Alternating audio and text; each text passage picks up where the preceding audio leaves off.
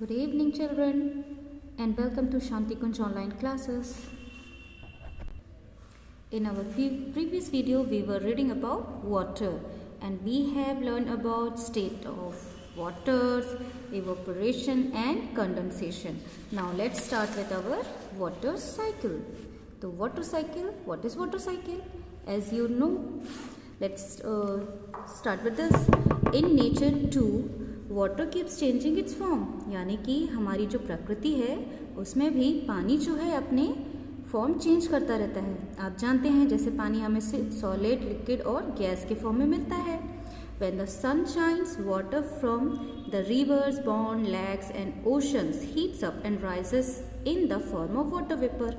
यानी कि जब सूर्य की रोशनी हमारी पृथ्वी पर पड़ती है, नदी, तालाब या समुद्र पे, तो क्या होता है, पानी जो होता है वो गर्म होने लगता है और ऊपर की तरफ हमारे वायुमंडल, एटमॉस्फेयर में जाने लगता है वाटर वेपर की फॉर्म में. ठीक है.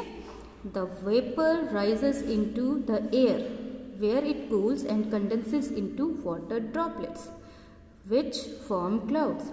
यानी कि जब पानी वाटर वेपर की तरह ऊपर जाने लगता है आसमान में, तब क्या होता है, ये ठंडी होने लगती है और ठंडे होने की वजह से ये कंडेंस होने लगती हैं, यानी कि वाटर ड्रॉपलेट्स के फॉर्म में आने लगती हैं. और जब वाटर ड्रॉपलेट्स बनती है तो ये क्लाउड का फॉर्मेशन करती हैं. ठीक है.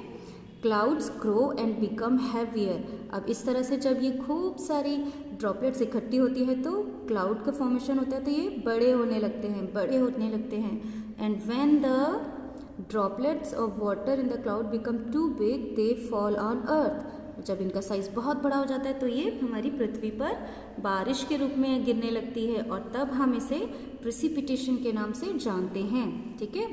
The rain water goes back into river, lakes and seas. अब ये जो रेन वाटर हमें बारिश के थ्रू पानी मिला वो कहाँ जाता है, वापस नदियों में चला जाएगा, तालाब में चला जाएगा, समुद्र में चला जाएगा. और इस तरह से ये प्रोसेस फिर से शुरू हो जाता है. जब फिर सूरज की रोशनी आती है, फिर से पानी गर्म होता है और फिर ऊपर जाएगा और फिर बारिश के रूप में नीचे आ जाएगा. It again changes to water. ठीक है. Vapour. Sometimes when the air is very cold, कभी कभी क्या होता है, हवा बहुत ही ठंडी हो जाती है, तो water in the clouds can freeze to form ice. तो ऐसी कंडीशन में जो पानी होता है ना, वो पानी जो होता है वो आइस के फॉर्म में आने लगता है. It then comes down as hail और स्नो. और तब भी आप देखते हैं कभी कभी आपको स्नो यानी बर्फबारी आप देखते हैं, है ना, ओले गिरते हैं या बर्फ गिरने लगती है. तो ये भी आप जानते हैं. तो ये क्यों होता है, जब हमारे वायुमंडल में हवा बहुत ठंडी चलती है तब होता है.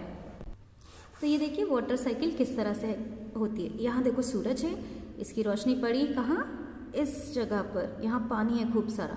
तो जब सूरज की तेज रोशनी पड़ेगी तो पानी भाप बन के ऊपर जाता है और जब ये ऊपर जाता है तो वाटर ड्रॉपलेट्स बनने लगते हैं. ठीक है.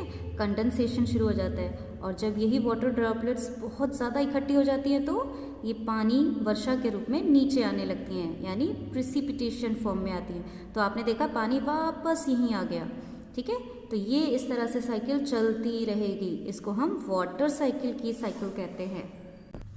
अब जानते हैं वाटर स्टोरेज. वाटर को स्टोर करना बहुत ज़रूरी होता है. ठीक है. We must save and store water carefully for our use. We should store water in a clean container. Keep the container covered so that dust, flies and other insect do not get into it. इसका मतलब है हमें अपने घरों में पानी को store करके रखना है, लेकिन साफ बर्तन में. ऐसा क्यों? क्योंकि अगर हम उसको ढका नहीं रखेंगे तो उसमें धूल मिट्टी या फिर कीड़े पतंगे आके उसमें गिर जाएंगे और हमारे पानी को गंदा कर देंगे.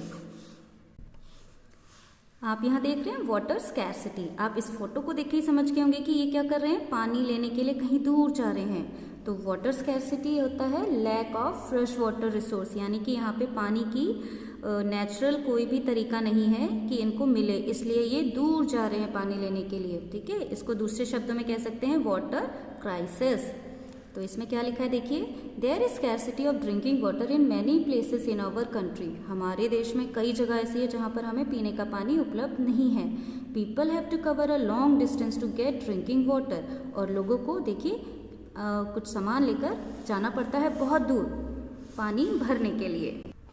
Getting drinking water at home, इसका मतलब है हमारे घरों पे we get drinking water through taps, है ना, टंकियाँ जो लगी हैं उनके थ्रू पानी आता है। Before it reaches our home it is purified bye big machines called water treatment plants, यानी कि जो पानी हमारे घर में आता है उसको भी पीने लायक या काम करने लायक बनाया जाता है। जैसे ये देखो सोर्स ऑफ वाटर इनटेक, तो यहाँ से पानी लिया, कहाँ आया, वाटर ट्रीटमेंट प्लांट में, तो इसके अंदर सारे प्रोसेस होके पानी को साफ करके फिर यहाँ से देखो ये जो पाइप जा रहा है, यहाँ क्या लिखा है, म्यूनिसिपैलिटी, तो इस पाइप के थ्रू क्या हो रहा है, ये दूसरे म्यूनिसिपैलिटी में जाएगा और ये पाइप जो है सबके घरों में जाएगा। तो जैसे यहाँ देखिए एक घर है, तो ये जो पानी साफ किया उसको घरों तक पहुँचाया जाता है। आज के लिए इतना ही करेंगे। पॉपुलेटेड वाटर और सेव वाटर टॉपिक हम नेक्स्ट एपिसोड में करेंगे, ठीक है। तब तक आपको मैंने अभी जितना पढ़ाया है उसको पढ़िएगा, समझिएगा और कोशिश करें आपको सब समझ में आए। नहीं आए तो मुझे कमेंट करके ज़रूर बताएं। तब तक आप अपने माता पिता की हर बात को मानें और सोशल डिस्टेंसिंग का पालन करें, घर में साफ सफाई का ध्यान रखें और खुश रहें, स्वस्थ रहें।